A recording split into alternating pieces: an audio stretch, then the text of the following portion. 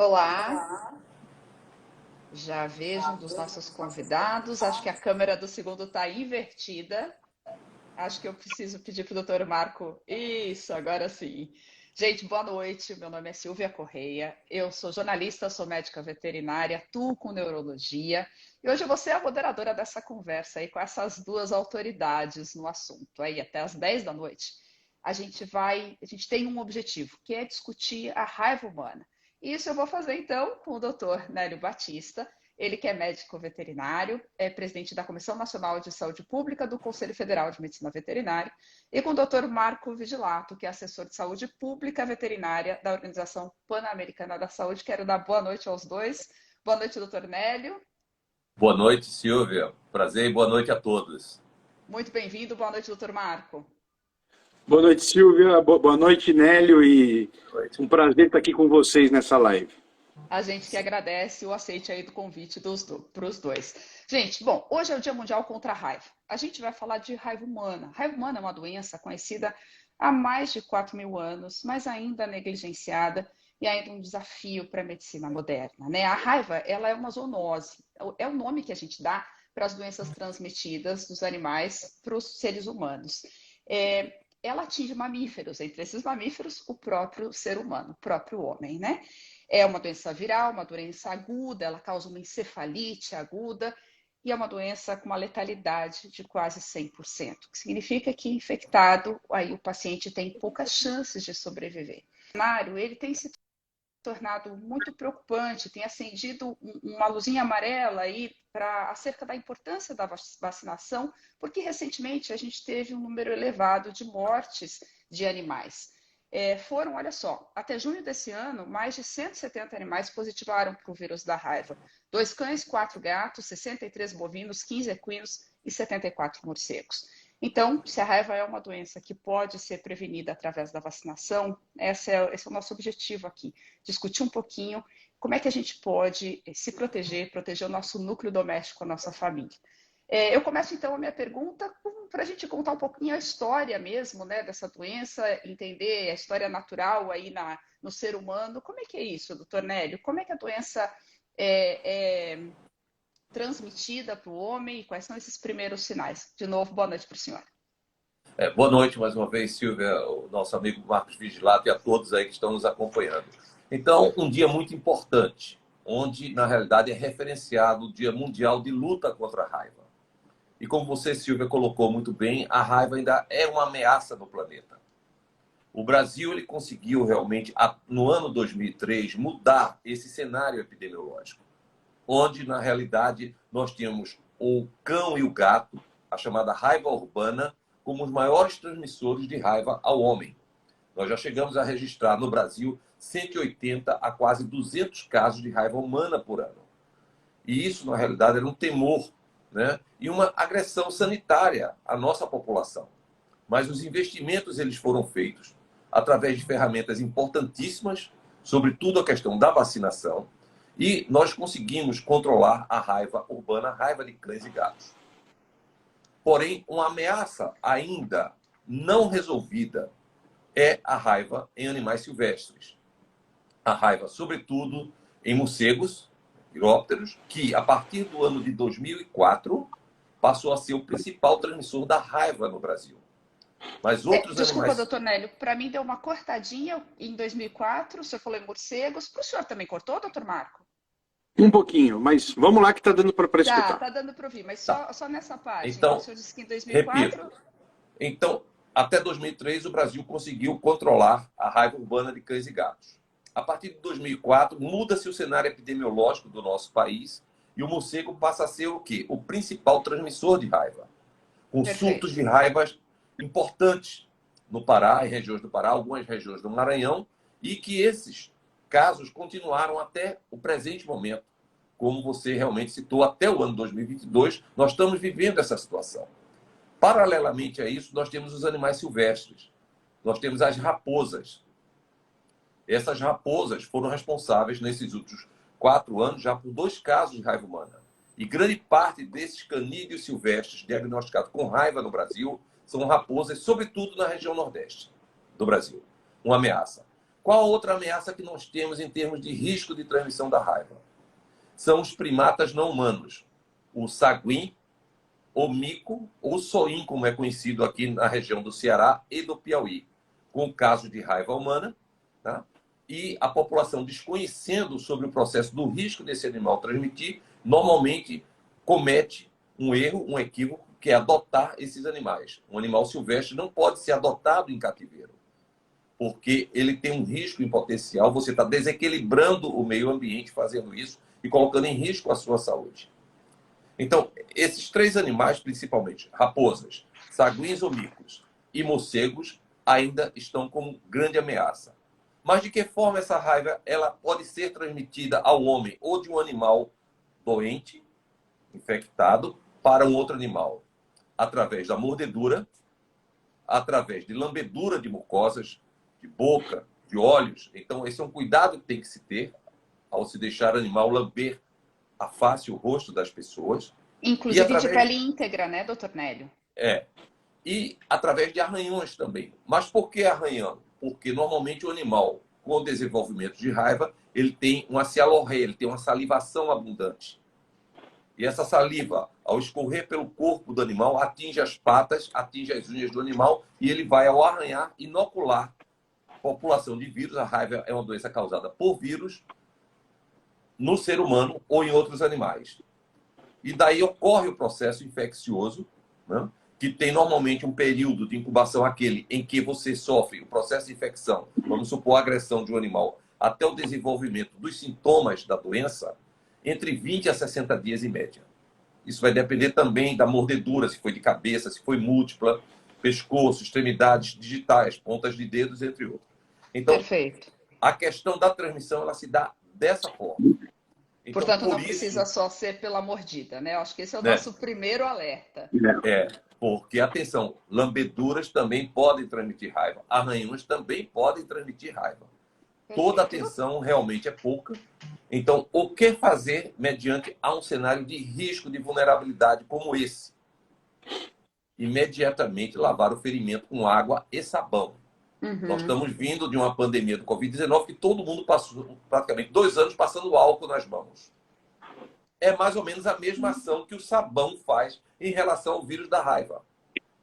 Ele diminui o poder de infecção viral, o poder de infecção do vírus. Então, essa lavagem com água corrente, com sabão, ela é providencial. Se for um animal doméstico, você pode tentar prender esse animal, reservar esse animal num recinto seguro e comunicar imediatamente às unidades de saúde pública para que adote providências em relação àquele animal, que é uma ameaça, que é um risco para a população. Perfeito. E buscar imediatamente a unidade de saúde, que nós vamos discutir isso ainda mais na frente. Por que buscar a unidade de saúde? Porque é tão importante e imprescindível de uma doença, Silvia, que você colocou muito bem. A letalidade dela chega quase a 100%. E eu falo isso assim, Silvia, de uma maneira, o Marco sabe também da nossa história. Aqui no Ceará eu já acompanhei em torno de 20 casos de raiva humana, naquele momento crucial do Brasil, até o ano 2003, onde o cão era um grande transmissor. Eu tive no leito de hospital de pacientes conversando com mãe, com pai de pacientes, tá entendendo? E é um cenário que a gente não quer que ele recrudesça, que ele retorne ao nosso país. Então, por isso que esse Dia Mundial da Raiva, ele é fundamental, ele é importante como alerta para que possamos consolidar um nível de controle satisfatório do nosso país e oferecermos segurança para a nossa população. Perfeito, doutor Nélio. Doutor Marco, fala um pouquinho dessa gravidade, desses sintomas, né, de uma pessoa que acha que foi exposta ao vírus. Então, o que ela deve esperar, o que ela deve ficar atenta, e se o senhor também quiser falar um pouco do que ela deve ficar atenta em animais, né, para tentar identificar ali um possível reservatório do vírus, por favor, boa noite de novo. Boa noite de novo, Silvia, boa noite de novo para o Hélio, para o Nélio e para todo mundo que está escutando a gente aqui. Realmente, a raiva, né, é uma doença quase que 100% mortal, né, fatal. Invariavelmente, ela vai evoluir para a morte. É uma doença que causa uma paralisia progressiva, porque ela afeta o sistema nervoso central. O que é isso? O vírus que o Nélio falou, né, que vai entrar e através dos neurônios, né, que são as células nervosas, ela vai chegar até o sistema nervoso central, que é o cérebro da gente. E aí começa a manifestação desses sintomas, que é uma paralisia, dificuldade na respiração, vai ter uma cialorreia, né, que o Nélio mesmo já falou, que é a produção excessiva de saliva. Na verdade, é porque como tem a paralisia, vai paralisar os músculos da garganta, então nem a pessoa, nem o animal consegue mais deglutir essa saliva, então parece que aumenta o volume, mas na verdade é porque causa... Então realmente, tanto para os animais como para as pessoas, realmente a raiva, né, é muito, muito, muito grave, né? E é uma doença que quase 100% fatal, mortal, mas ela é 100% prevenível por vacinação. Então, daqui a pouco a gente vai comentar sobre isso, né? Só que, diferente de outras doenças, a raiva, ela tem um período de incubação. O que é isso? Essa entrada na pele, né, que o Nélio comentou, até gerar os sintomas, a produzir esses primeiros sintomas, que são, por exemplo, quando uma pessoa é mordida na mão, no braço, na perna, ela vai sentir uma coceira, depois um formigamento, mas isso não é imediato, Silvia, né? Isso acontece depois de 45, 60 dias, podendo ser até um pouco mais. Então, diferente de outras doenças virais, né, como a gripe, como o próprio Covid que nós tivemos recentemente, o período de incubação da raiva, ele é maior, né? Então, o que acaba, muitas vezes, as pessoas até esquecem que foram mordidas ou agredidas por um animal e começam a manifestar os sintomas. Então, isso é grave, porque uma vez manifestados os sintomas, aí já não tem mais como voltar atrás, infelizmente, né? A raiva no mundo, ela mata aproximadamente 60 mil pessoas por ano. Então, realmente é uma, vamos dizer assim, é uma pandemia, né, de raiva. Porque realmente, diferente de outras doenças, ela é 99,9% mortal. Sendo que outras enfermidades têm uma fatalidade, uma taxa de letalidade. O que é isso? É quantas pessoas que são acometidas e que morrem, né? 5, 10, 2, 0,1%. A raiva é 99,9%. Então, realmente, a gravidade, para você ter uma ideia, né, o ebola, que todos falam do ebola, que é uma doença grave, aguda, a taxa de letalidade está entre 60% e 70%, podendo variar de acordo com a localização, e a raiva é 99,9%. Então, realmente, a atenção que a gente tem que ter para a raiva é muito grande. No nosso continente, né, Silvio, como já o Nélio falou, nos anos 70 e 80, o maior implicado aí na transmissão da raiva para as pessoas eram os cães não vacinados. Então, o cão que não recebia a vacinação contra a raiva, que lembrar que ela é gratuita, não só no Brasil, mas em todos os países da América Latina, ela é gratuita, anual, né?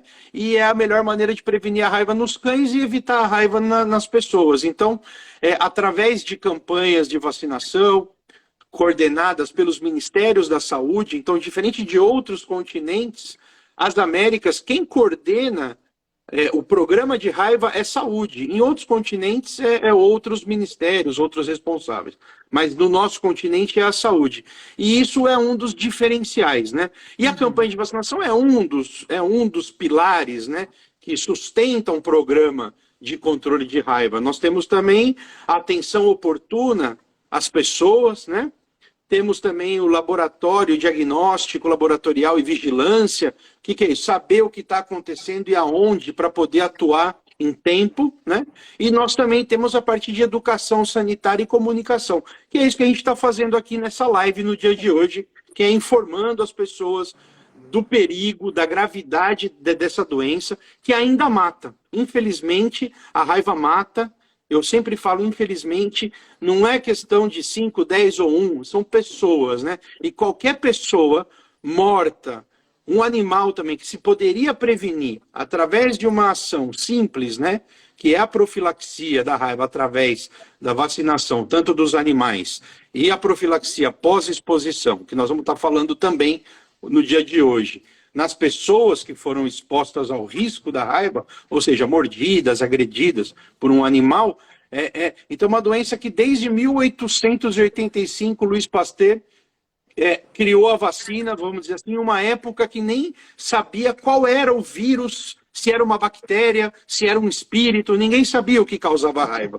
Né? Então, desde 1885 até 2022, a gente ainda ter caso de raiva, realmente a gente precisa trabalhar muito, né, nessa questão educativa. Passo para você de novo, Silvia, para não A ficar história falando até dessas amanhã. doenças é sempre muito interessante, né? Quando a gente volta ali na história natural das doenças e tudo que foi descoberto. Então, Marco, eu fico imaginando que as pessoas que estão nos assistindo se perguntem um pouco assim, eu fui mordido, fui lambido, arranhado, enfim, por um cão, por um gato, por um morcego do qual me aproximei. Eu não devo, então, esperar necessariamente, no caso de raiva, manifestações clínicas imediatas, um formigamento, nada desse tipo. É isso mesmo? Eu compreendi corretamente a sua informação? Exatamente, ou seja, a raiva, na maioria dos casos, obviamente, a gente tem casos extremos, de período de incubação de 1 semana a 8 anos, mas o normal, né, vamos dizer assim, é em mais ou menos 60 dias.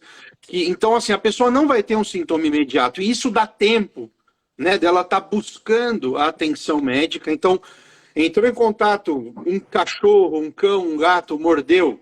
Se é um cachorro, um cão, um gato que tem dono, tem um tutor, tem um responsável, é possível fazer observação, porque lembrem-se, né, que eu disse que quando começa a manifestar os sintomas, tanto as pessoas como os animais morrem. E a agressividade pode ser um dos sintomas, né, dos animais. Então, se um cão ou gato que tiver raiva morder, ele vai morrer se tiver com raiva em um período curto de tempo, no máximo 10 dias. Então, se for possível observar esse animal, passou de 10 dias e o animal continua vivo, não era raiva, né? Então, isso é muito bom. Mas se é um animal desconhecido, né? Um animal que ninguém sabe, passou por ali, mordeu, e tem que procurar uma atenção médica imediata. E se é animal silvestre, Silvia, mais ainda. Se é um morcego, uma mão branca, qualquer animal silvestre que você... como já comentou o Nélio também, né? Os macaquinhos, Ai, caramba, esqueci o nome, eu sei o nome em espanhol, Nélio. O titi, como que é o nome? O sagui, exato, que eu esqueço o nome às vezes. O sagui. Então, se são animais silvestres, amanheceu um morcego na sua cama, e Silvia, isso é muito normal, isso acontece. Então, casos humanos por morcego não hematófago, que adentram as casas, Estados Unidos, México, então isso é muito comum, acontece. Então, as E uma pessoas coisa, né, doutor têm que Marco, procurar que é a o mudança de serviço de saúde. comportamento desse animal, né? Então, é um animal que normalmente não deixa a gente se aproximar com tanta facilidade.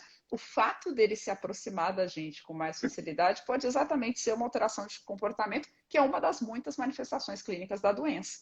Né? A gente também tem que observar isso. Tornélio, eu queria falar um pouquinho sobre prevenção, sobre como é que é esse protocolo de prevenção, como é que a população pode se proteger. Então, né, somos médicos veterinários, a gente tem uma exposição muito mais frequente. Sim. Essa e tantas outras zoonoses, né? Mas a população, em média, também tem um risco diminuído em relação a algumas profissões, mas um risco real, que é o que a gente está ponderando aqui. Eu queria falar um pouquinho dessa prevenção, doutor. Pois não, Silvia. Vamos nós. A raiva, uma doença bastante temida, com essa letalidade quase 100%. Mas tivemos a felicidade no mundo de termos a capacidade de produzirmos uma vacina. E uma vacina efetiva, uma vacina que consegue, na realidade, proteger tanto animais quanto o homem. Então, você tem aí o maior instrumento de controle já produzido até hoje. E o nosso amigo Marco Vigilato falou bem do grande Louis Pasteur, né, em 1885, né? Referenciou hoje que essa tecnologia ainda hoje praticamente permanece da produção de vacina tal qual foi o Louis Pasteur. Então, o principal mecanismo para o controle efetivo da raiva, ele vai se iniciar por onde? Pela vacinação de cães e gatos todos os anos. É fundamental. Nenhum proprietário que gosta do seu animal, que dedica boa parte da sua vida a esse animal, esse companheiro, seja um cão, seja um gato, poderá deixar de comparecer aos postos, às unidades de saúde, nas campanhas de vacinação, que normalmente no país tendem a ser no segundo semestre, mas isso vai variar um pouco de estado para estado, mas normalmente a concentração vai de agosto até novembro, na maioria dos estados brasileiros. É só saber, na sua área, no seu município, no seu estado, quando é a campanha de vacinação. Fora isso, nós temos também hoje postos fixos de vacinação para a raiva. Meu animal nasceu agora, né? No mês de, vamos supor, nasceu no mês de janeiro. A campanha foi em setembro, outubro. Eu vou esperar setembro, outubro? Não. Eu vou a um posto de vacinação, eu espero o animal. Após 3 meses, levo ele para uma vacinação de rotina. E posso fazer já o reforço na campanha de vacinação e vou vaciná-lo anualmente. Então, esse é o primeiro processo que, na realidade, temos que ter em mente. E foi através desse processo que nós avançamos praticamente todos os países e continentes, né, que alcançaram o controle da raiva. Eles fizeram excelente campanha de vacinação, boas coberturas vacinais com a vacina que é extremamente efetiva. Agora vamos para o outro lado da história. Qual é o outro lado da história? Profissionais que lidam com riscos de contato com o vírus da raiva. Mas como assim? São pessoas que trabalham em laboratórios de raiva, pessoas que, no seu exercício acadêmico, nas suas faculdades, como cursos de medicina veterinária, cursos de biologia, cursos de zootecnia, dentre outros, que faz experimentos constantes com animais, desde os laboratórios, aplicação de drogas, observações, etc., pesquisas. Essas pessoas têm um chamado esquema de pré-exposição. Ou seja, eu vou proteger essas pessoas antes que ela faça contato com os vírus da raiva. Porque ela tem uma rotina de trabalho que é uma rotina de risco, uma rotina de vulnerabilidade. É um quantitativo menor de doses de vacina e o efeito e a proteção é idêntico àquela pessoa que já foi exposta porque foi agredida por um animal. É diferente. Então, hoje, determinados cenários no país está se avançando a questão da pré-exposição. Um exemplo claro disso, a região do Pará, 2 vezes afetadas no ano 2004, 2005 e agora em 2018, com surto de raiva de morcego. Houve uma intervenção muito oportuna do Ministério da Saúde para proteger aquela população que são expostas a ataques de morcegos permanentemente. Existe até relatos, na época das investigações pelos nossos colegas do Pará e do Ministério da Saúde, que a criança chega e diz: papai, mamãe, todo dia o macaquinho vem pulando em cima de mim e me morde. Aquele macaquinho que pula em cima não é um macaquinho, é um morcego. É a forma dele se locomover. Então, esse é um cenário dramático.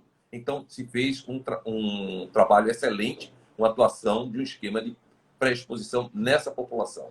Estamos E aí, nesse ano de doutor, 2000. são quantas doses ali na pré-exposição nessa população? Nessa população, você tem um esquema que pode ir de 2 ou 3 doses. Você fez uma redução hoje em relação a isso que facilitou a operacionalização do trabalho. Antes você fazia 4 doses, tá? E você agora fragmentou com o mesmo potencial de resposta imunológica. Você está protegido e você está sensibilizado. Mesmo que os seus títulos de anticorpos, as suas defesas comecem a diminuir, você fazendo apenas uma dose de reforço, aí adquire um chamado efeito booster. Você faz realmente, né, um platô, um avanço de proteção de anticorpos para essas pessoas. Porque não existe, Silvia, drama maior de pessoas que têm consciência da doença, não se protegeram e ficaram expostas a riscos de contato com esses animais. O drama psicológico que nós já vimos e assistimos de alguns colegas sobre isso. Então, não dá para pensar 2 vezes. E para concluir aquele fato em relação ao Pará, nós temos agora, em 2022, né, casos de raiva em comunidades indígenas em Minas Gerais. 4 casos de raiva humana, atingindo sobretudo crianças, com hábitos de lidar com morcegos, inclusive.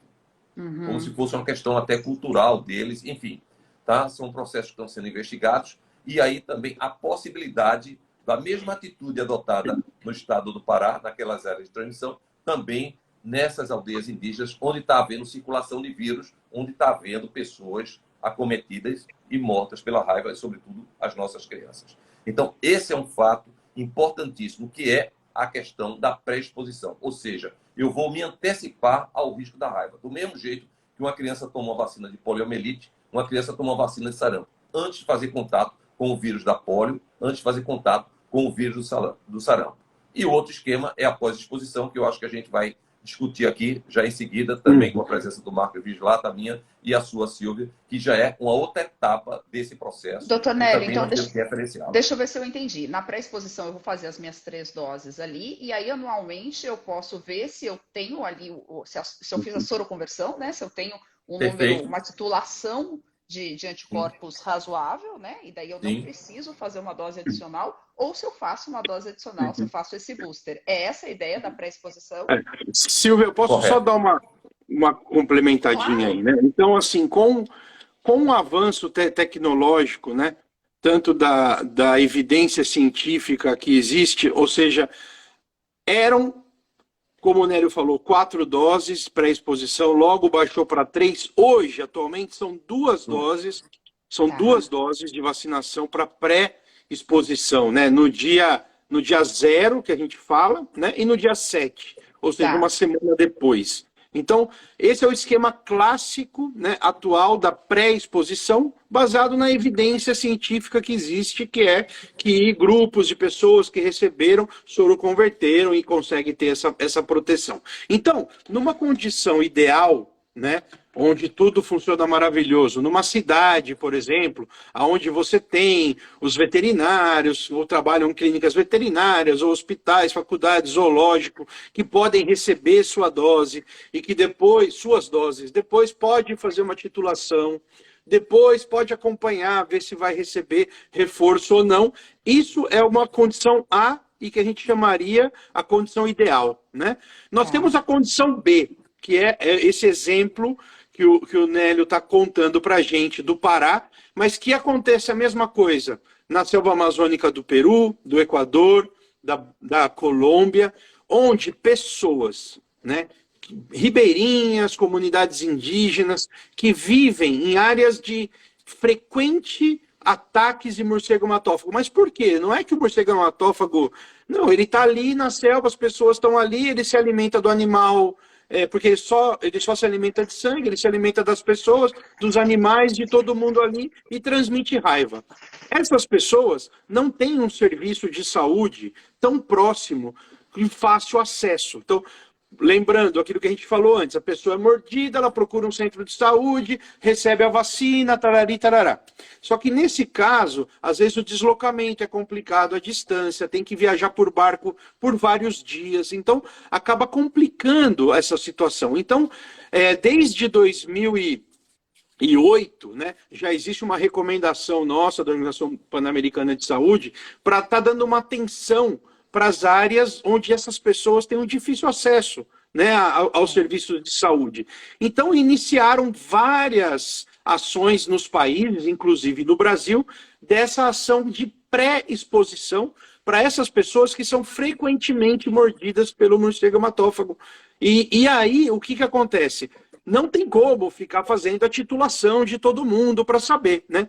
Mas, de acordo com a evidência que existe, essas pessoas que receberam a dose de vacinação, ela vai ter uma imunidade até por alguns anos. E o objetivo aqui é você ter essa prevenção, essa pré-exposição de maneira massiva em uma população e evitar mortes. E logo, então, uma vez por ano, ou nas crianças novas que vão ingressando nessa nova população, vão recebendo essa vacina. Então, isso já é política pública no Peru, já é política pública na Colômbia, no Equador eles fizeram em algumas áreas específicas, no Brasil está sendo feito em algumas áreas específicas também, e já está virando política pública. Eu estava conversando outro dia com o pessoal do Ministério, já está entrando no projeto Gota, que é uma vacinação itinerante do Programa Nacional de Imunizações, onde vacinam as crianças contra as doenças imunopreveníveis, né?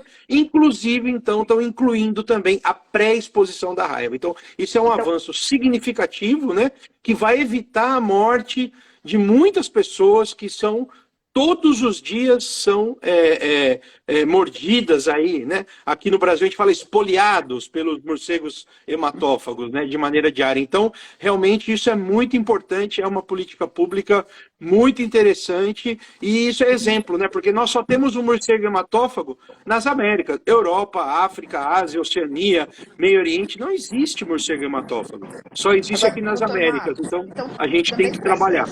também para essas populações ribeirinhas, então são duas doses, se eu estou entendendo, na pré-exposição, dia 0 e no dia 7. Tanto nas grandes cidades hoje, como para as populações ribeirinhas, como na aldeia de Minas, e para todas essas populações hoje se preconiza esse protocolo de pré. Foi 4, já foi 3, hoje são 2, porque a evidência Hoje científica são duas. mostra. E em situações especiais ainda, é aceito pelo Comitê de Expertos da Organização Mundial da Saúde até uma dose somente como pré-exposição. Mas isso são em condições extremas, onde não. Então está normado, né, no Comitê de Expertos de Raiva do OMS, está no Position Paper de relação a imunizações, então, realmente em condições extremas, onde eu não conseguiria voltar para fazer uma segunda dose, eu posso estar, então, utilizando uma dose somente como pré-exposição. Mas, no momento, aqui nas Américas, né, a gente estava fazendo 3 doses, quando eram 3 doses, e agora estamos fazendo 2 doses nos países, inclusive o Brasil. Joia. Agora, voltar para o doutor Nélio, ainda discutindo essa questão, tentar fazer uma linha do tempo ali da pessoa exposta. Então, tá, ela fez a pré-exposição ali, ela é um morador de uma comunidade ribeirinha, ou a gente mesmo, né, em contato com algum animal silvestre, a gente fica falando de populações ribeirinhas, parece que a raiva está longe da gente, não é bem assim, né? Então, tá, fizemos ali a nossa pré-exposição, doutor Nélio, e o que isso me adianta? Em que medida me adianta se eu for mordida por um animal que é portador do vírus da raiva, então tem um risco aí de desenvolver a doença, né? Isso me dá uma proteção de que porcentagem e facilita de que forma a minha pós-exposição? Pois não, Silvia. Isso aí é o que nós chamamos de memória imunológica. E a raiva, a vacina da raiva, o Marcos já também frisou, ela tem uma memória imunológica muito boa. Tá? Se você fizer titulação em pessoas que tomaram vacina há anos anteriores, você vai identificar uma titulação de anticorpos, ou seja, aquela proteção, aquelas células de defesa, vamos colocar assim, tá? Num nível extremamente satisfatório. Só que isso não podemos levar como regra. Ou seja, eu tenho um esquema de pré-exposição. Há 3 anos atrás, há 5 anos atrás, eu fui agredido por um animal. Né? Pescoço, cabeça, um animal não observável. Pode ser um cão de rua, pode ter sido um morcego. O que eu tenho que fazer? Imediatamente ir à unidade de saúde. O médico terá que fazer uma anamnese do caso e, com certeza, ele irá intervir com doses de reforço. Mas o que esse cidadão que foi agredido e tinha um esquema de pré-exposição, ele estará protegido de forma melhor? Ele tem as células de memória dele, que mesmo que ele não tenha anticorpos suficientes naquele momento, que vai neutralizar o vírus, na hora que ele receber a primeira dose de vacina, o mecanismo de imunidade do seu organismo vai responder imediatamente, de uma forma extremamente satisfatória, diferente daquele que nunca tomou a vacina. E que a vacina já consegue ser efetiva naqueles que nunca tomaram vacina. Imagine naquele que tomou e que tem a chamada memória imunológica. Daí a grande importância, né, de você fazer o esquema de pré-exposição, de primeiro você se sentir seguro como pessoa, como cidadão também, tá? E cumprir o seu dever. E depois você saber que qualquer risco de ordem maior, por exemplo, manipular vírus no laboratório, houve algum escape, uma falha naquele momento, algum material, né, gotejou no olho, vamos supor, eu tenho um esquema de pré-exposição, eu posso fazer o meu reforço com um quantitativo menor de doses, menos estresse para você, menor custo para o Sistema Único de Saúde e maior efetividade da nossa resposta. Então, daí a grande importância de você se proteger adequadamente. Para cada caso, realmente é um caso. Deixa o meu exército de defesa pronto, alerta, né? É mais Pronto, ou menos total. como acordar. Eu vou ter que acordar o soldado para ir para a guerra, ou ele já está ali no quartel, meio de prontidão, né? Aí vai. Usando uma metáfora, enfim. Mas voltando nessa linha do tempo, doutor Marco, vocês frisaram, falaram mais de uma vez de lavar, né? Acho que o doutor Nélio frisou bastante, lavar a região aí com água e sabão. E sempre vem a questão do soro. Todo mundo vai tomar o soro. Depois a gente toma, então, a vacina na pré-exposição, também depois na pós-exposição. Aí são também 2 doses. Em que casos eu tomo soro? Eu tomo só a vacina sempre? Tomo vacina mais soro? Como é isso? Cada caso é um caso, né? Isso tem que ser muito bem avaliado aí no momento da atenção médica. Mas, de maneira geral, é assim, né? Eu gostei desse exemplo seu aí dos soldados, então eu vou dar o exemplo do soldado agora. Quando eu uso a vacina, é como se eu tivesse fazendo o chamado do soldado, tendo que distribuir uniforme para todo mundo, tendo que treinar todo mundo. Então, eles vão demorar um tempo para ficar prontos. Então, é a mesma coisa. Eu estou vacinando a pessoa, a primeira dose, para os anticorpos estarem funcionando plenamente, vamos dizer assim, vai demorar um tempo. Por isso que eu tenho que ir dando esses reforços. Numa pessoa que já foi vacinada, os soldados estão ali dormindo, é como se fosse aquela corneta, né? Tarará, tarará, tarará, tarará, né? Da alvorada, né? Então, eles estão acordando, então essa dose de reforço que o Nélio fala é a corneta da alvorada, que todo mundo levanta, opa, tem que ir, vamos lá, vamos lá. Então, essa é a diferença. O soro, o que é? O soro é quando eu mudo o exército que já está pronto de um lugar para o outro. Então, eu tenho os anticorpos que já estão prontos, que é o soro, mas na verdade é uma imunoglobulina, né? É uma imunoglobulina antirrábica, e aí nós temos de origem heteróloga, que é feito com soro anticorpo humano, e a heteróloga equino e a homóloga que é humano. Então, mas isso não importa. O que importa é que a imunoglobulina já é o soldadinho ali pronto, que eu pego ele de um lugar e boto ali. E quando eu uso a imunoglobulina? Quando a pessoa nunca foi vacinada, quando o risco de raiva é muito grande, de acordo com o local da mordedura, se o animal realmente estava positivo para a raiva, então eu trago o exército já pronto, aplico a imunoglobulina e aplico a vacina também para já ir formando novos soldadinhos aí, que são as células de defesa e os anticorpos. Então, é mais ou menos isso. Então, a pessoa que já tem a pré-exposição, ela já tem ali os soldadinhos ali, só esperando a corneta da alvorada. Então, eu não vou precisar utilizar a imunoglobulina, o soro. Por quê? Porque ela já tem a memória imunológica, já tem os soldadinhos ali prontos. Então, em pessoas que tiveram ou que fazem uma pré-exposição recente, vamos dizer assim, ela não precisa receber a imunoglobulina, somente as doses de reforço, que geralmente são 2. Então, eu não sei, acho que deve ter ficado mais ou menos claro, né, a importância, né, de quando vacinar, como e em que condições. Mas, obviamente, Silvia, isso vai depender muito de cada situação, do tipo de animal, se estava positivo ou não, se a pessoa estava vacinada ou não. E isso daí tem que saber. Foi exposto à raiva, mordido, apareceu um morcego na sua cama, um cachorro, um gato, um animal silvestre, lava com água e sabão. Por quê? Porque o sabão é a primeira barreira. O vírus da raiva ele tem uma proteçãozinha, que a gente fala um envelope lipídico, de gordura. Lipídios são gorduras. E o sabão, a dona de casa sabe, todo mundo sabe, né? Eu coloco o sabão ali para lavar a louça e ele solta aquela gordura do meu prato. E a mesma coisa acontece com o vírus da raiva. Eu uso o sabão, vai desfazer essa proteção e vai expor o RNA do vírus, inativando, matando, entre aspas, o vírus. Por isso que a primeira barreira de proteção de uma profilaxia pós-exposição é o lavado da ferida com água e sabão. Mas não é assim passar uma aguinha assim, não, é lavar mesmo. É esfregar muito forte com água e sabão e aí buscar o posto de saúde, a unidade de saúde, a emergência do hospital, enfim, e que aí vai receber os atendimentos adequados, né? É sempre importante, né, doutor Marco? A gente mencionou agora há pouco, acho que foi o senhor mesmo que disse, que o animal com raiva, ele se espera que ele morra ali nos próximos 10 dias, um cão com raiva, mas eu não posso esperar 10 dias para ir atrás dessa pós-exposição, né? Não, vou esperar 10 dias e daí se esse cachorro sobreviveu, não vou atrás da minha pós-exposição.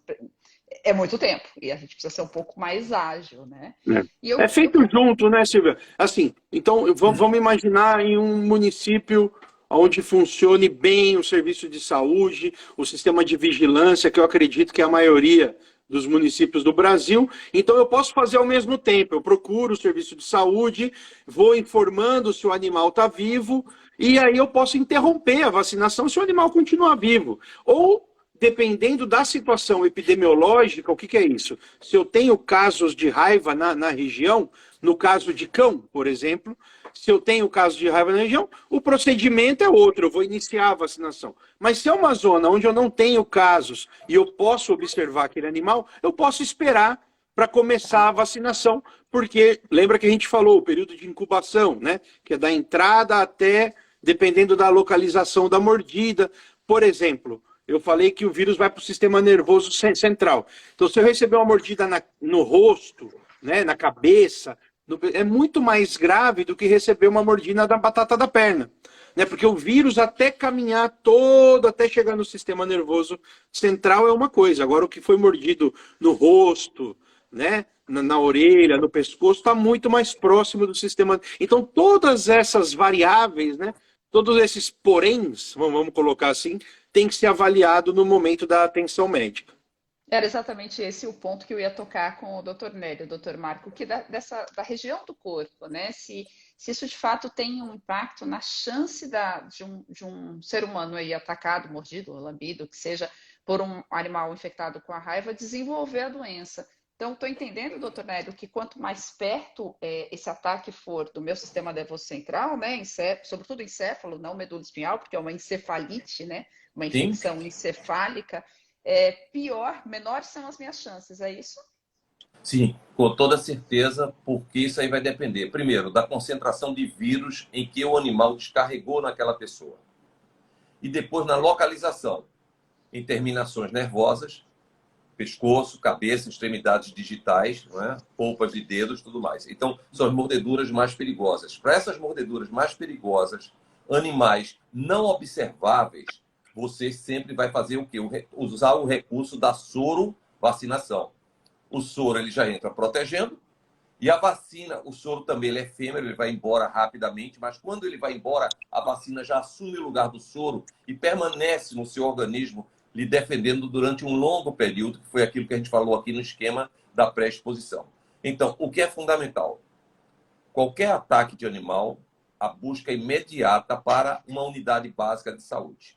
Se for no final de semana, os postos de saúde normalmente não funcionam, salvo em condições especiais. Mas você tem hoje as UPAs, as unidades de pronto atendimento, que funcionam diuturnamente, de domingo a domingo, e você tem os hospitais de referência. Porque a vacina você vai encontrar normalmente nos postos de saúde. O soro, ele é mais complexo, ele requer alguma análise de ordem maior. Então, ele é feito normalmente em ambientes hospitalares. Então, o que a população pode contribuir? Primeiro, se é um animal domesticado, isolar esse animal em local seguro. Lavar o ferimento com água e sabão, o Marco Vigilato explicou muito bem agora como deve ser feita essa lavagem. E buscar a unidade de saúde para que o médico faça a chamada anamnese, conheça o histórico desse paciente que ali está se apresentando e vai fazer uma interpretação de cada caso. Ele pode retornar para casa a partir do momento em que se colocar, olha, o animal ele é observável. O animal mordeu porque, na realidade, você pisou na cauda do animal, puxou um osso da boca do animal, etc. Então, é uma defesa natural. Eu costumo até dizer que em certas situações até pessoas mordem, dependendo do que você faça também. Né? Então, o animal ele vai, no instinto da sua defesa, fazer isso. Mas isso tem que ser interpretado no posto de saúde. Isso não pode ser interpretado em casa.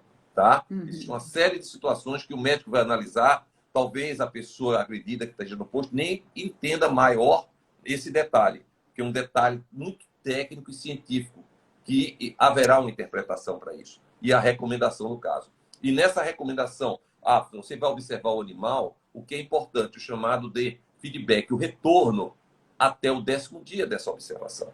Então, ele será orientado, na maioria das unidades básicas, quando você recebe aquela prescrição, no verso, normalmente já vem como você observar seu animal. Se ele mudar de comportamento, se tornar estranho, buscar local escuro, estiver escorrendo uma cialorreia saliva intensa, né, desse animal, atacando objetos, atacando pessoas, a única doença que faz o cão atacar o seu próprio dono é a raiva. Não existe outra doença, dificilmente, que o animal que reconhece seu dono, na realidade, ele atacando, normalmente poderá ser raiva, isso aí.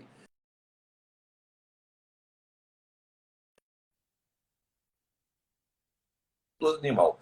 Ou sinais e sintomas correlacionados ao que nós colocamos, você tem que voltar imediatamente à unidade de saúde, porque aí será realmente prescrito vacina ou soro vacinação para esse paciente. Então, o apoio da população, a sensibilidade da população, ela é fundamental para você evitar. Já que eu falei no início, nós temos o instrumento mais poderoso para controle de uma doença infecciosa, de uma doença transmissível, que é uma vacina eficiente, tal qual nós conseguimos para a poliomielite, né, controlar e eliminar a poliomielite, tal qual nós conseguimos para o sarampo e há muitas décadas atrás para a varíola e também para a raiva.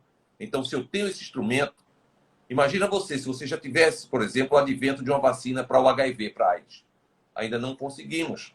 Nem todos os vírus, nem todos os antígenos, agentes de causador de doença, se predispõem a formalizar a vacina. Existe uma série de requisitos para isso. Tá? E a raiva, ela se predispõe. Então, nós temos o principal instrumento de controle para que nenhum caso de raiva humana seja registrado no nosso país.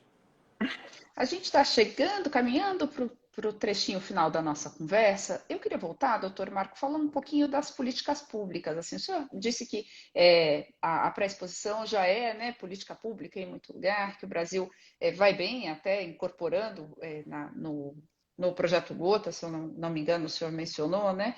Tem algum país que se destaca? Porque, assim, no Brasil, a gente teve, de 2010 para agora, mais de 40 casos de morte por raiva humana, né? Do ponto de vista das Américas, a gente vai bem? Tem algum país que tem uma política pública exemplar, que a gente deve olhar para ela e se inspirar cada vez mais? Como é que é a sua avaliação?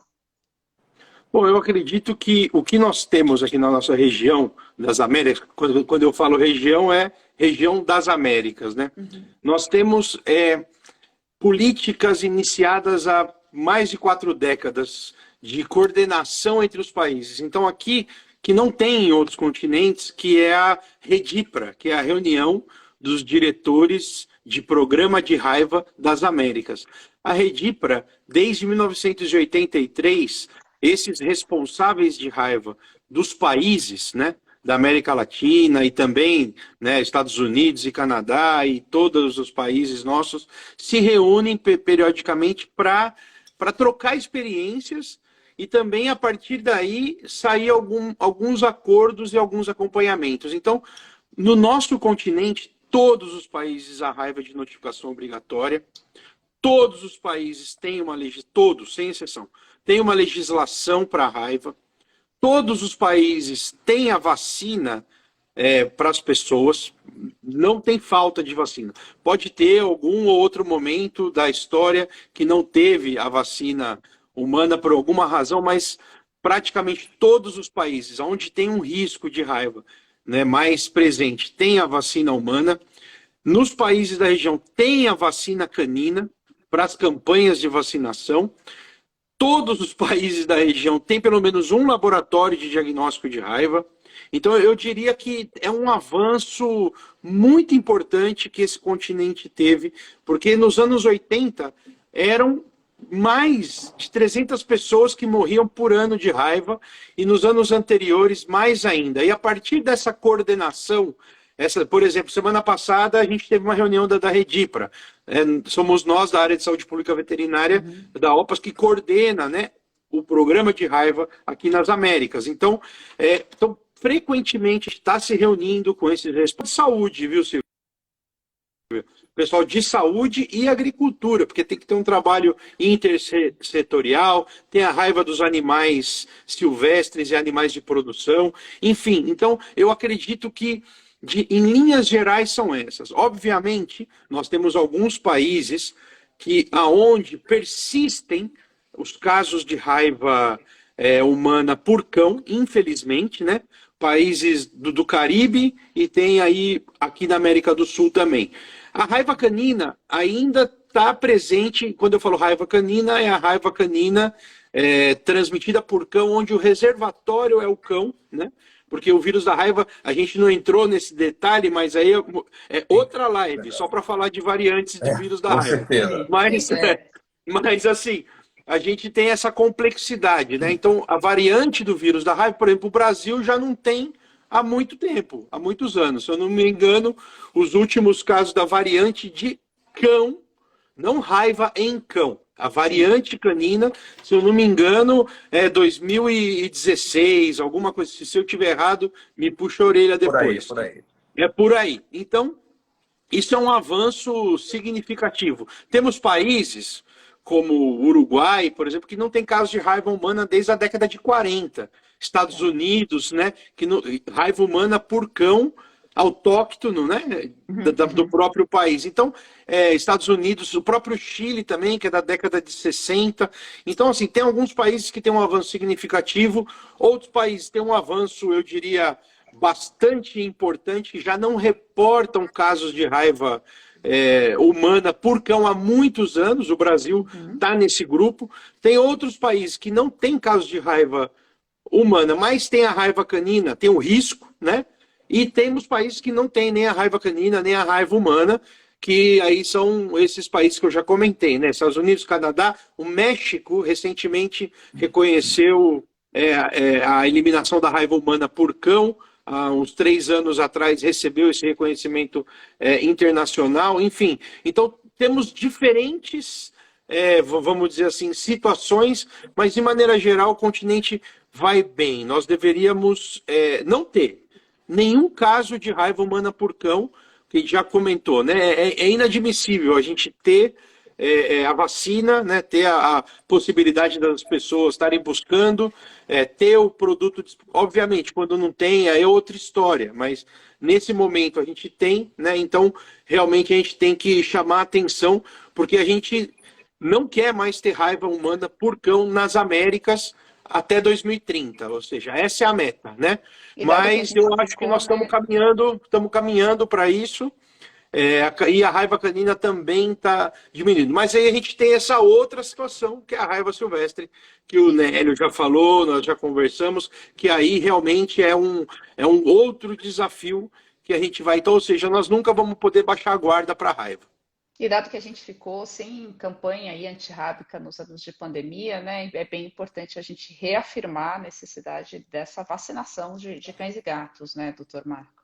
Muitos lugares vacinaram, viu, Silvia? A gente tem, que algumas cidades falharam. Algumas cidades não fizeram, mas a gente sabe que algumas outras cidades e mesmo países, eles conseguiram, com toda essa dificuldade, né, de pessoal, conseguiram fazer. Eu convido vocês depois a conhecerem a página da OPA, só colocar no Google, em espanhol, né? Rábia, OPS, panaftosa, vocês vão encontrar aí muitas informações, os mapas. Ontem à noite atualizamos os mapas que estão disponíveis aí no site, vocês vão poder estar acompanhando onde acontecem os casos de raiva. Realmente é importante a informação, é importante esse trabalho que a gente está fazendo aqui, Silvia. Joia, eu queria pedir uma mensagem final aí ao Dr. Nélio, depois ao Dr. Marco, se a gente for ressaltar uma informação para as pessoas manterem ali a atenção, seja em torno de manifestações clínicas, da necessidade de prevenção. O que vocês queriam deixar como a última frase aí para as pessoas que nos assistem? Silvia, colegas, agradecer a vocês da Sanofi, né, o convite muito especial, num dia também de alta relevância, que é o Dia Mundial de Combate à Raiva. Então, o processo ele está vivo, né? Cabe a todos nós o quê? Intensificarmos as ações, sensibilizarmos e envolvermos as pessoas. Porque, normalmente, quando uma enfermidade, quando uma doença, ela passa a não existir ou ela diminui significativamente, você desmobiliza o processo. Mas aí, o conjunto das questões públicas, políticas, as decisões, para revitalizar sempre isso, mostrar a realidade. E uma coisa que ainda não falamos, né? Nós falamos da questão dos casos de raiva na aldeia indígenas, é o quê? O caso de raiva humana em Brasília, 40 anos depois, esse ano em 2022. Né? Então, hoje, a questão da proteção animal, ela avança. E esse caso de Brasília foi idêntico a um caso da cidade do Recife, depois de 20, 25 anos também. A pessoa pegou um animal de rua, um gato de rua, o gato atacou essa pessoa não teve realmente aquela sensibilidade de buscar a unidade de saúde para se submeter ao tratamento profilático e, infelizmente, teve o desfecho fatal. Isso nós não queremos. E finalizar aqui de que reverenciarmos o PNI, o nosso Programa Nacional de Imunizações, que vai completar 50 anos. É um dos programas de maior referência mundial. O Brasil teve conquistas extraordinárias na imunização. E nós temos, por obrigação, de mantermos vivo cada vez mais a força, a atuação do PNI.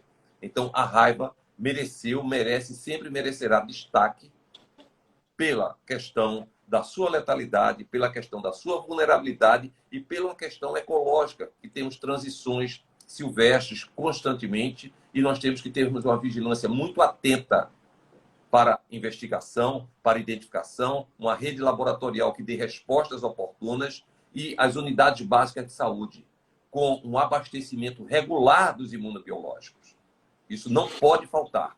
Né? A vacina da raiva não pode faltar nas nossas unidades básicas de saúde. Ela é fundamental. Então, é esse conjunto, essa articulação, o Marco Vigilar também aí representando a nossa Organização Pan-Americana de Saúde, que é uma referência aqui nas Américas para todos nós, é um organismo, né, mais antigo que a Organização Mundial de Saúde, e nós, aqui, Ministério da Saúde, com os estados e municípios, fazermos e buscarmos a nossa parte. Então, o caminho é esse, nós já conhecemos os seus resultados e é aplicarmos para cada vez mais estarmos sólidos nesse processo de trabalho. Um abraço forte a todos vocês. Joia. O senhor quer deixar um recado para quem nos assiste, doutor Marco? Não, primeiramente agradecer, né, a Sanofi, agradecer a você, Silvia, por conduzir esse bate-papo aqui, né, de maneira espetacular. Realmente, né, a OPAS esse ano está completando 120 anos, né?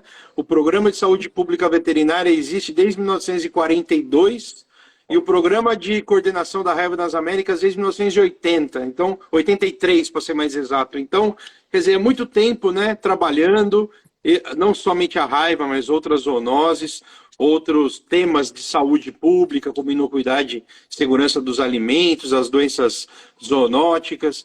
Enfim, mas a raiva realmente merece essa atenção. A raiva é uma doença emblemática e por ter toda essa história, um programa da raiva bem estruturado, funcionando de maneira, vamos dizer assim, responsável e respondendo aos problemas, você tem a garantia de que outros programas de outras doenças também vão estar tendo uma boa resposta. Então, vamos dizer assim que a raiva, na parte de saúde pública veterinária, ela é estruturante para outras doenças, para outras enfermidades. Então, quero agradecer de novo, né, por esse dia de chamada de atenção, né, que é o Dia Mundial, né, contra a Raiva, que é promovido anualmente desde 2007 pela Aliança Global de Controle da Raiva, a AGARC, né, a Global Alliance for Rabies Control, e eles promovem esse dia, e esse dia já entrou no calendário da Organização Mundial da Saúde, já entrou no calendário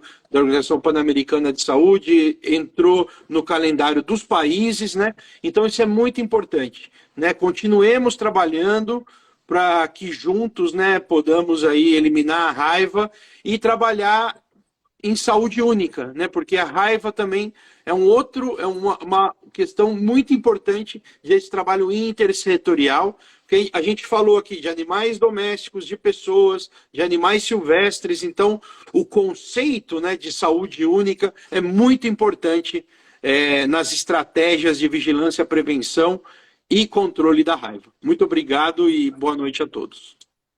Eu que agradeço, obrigada, doutor Nélio, obrigada, doutor Marco, foi muito legal, foi um aprendizado aqui para mim também. Eu acho que esses dias, né, de luta, eles entram no calendário para que a gente coloque no nosso calendário as conversas sobre alguns temas que são muito caros, muito importantes para a saúde pública dos países, e esse, sem dúvida, é um deles.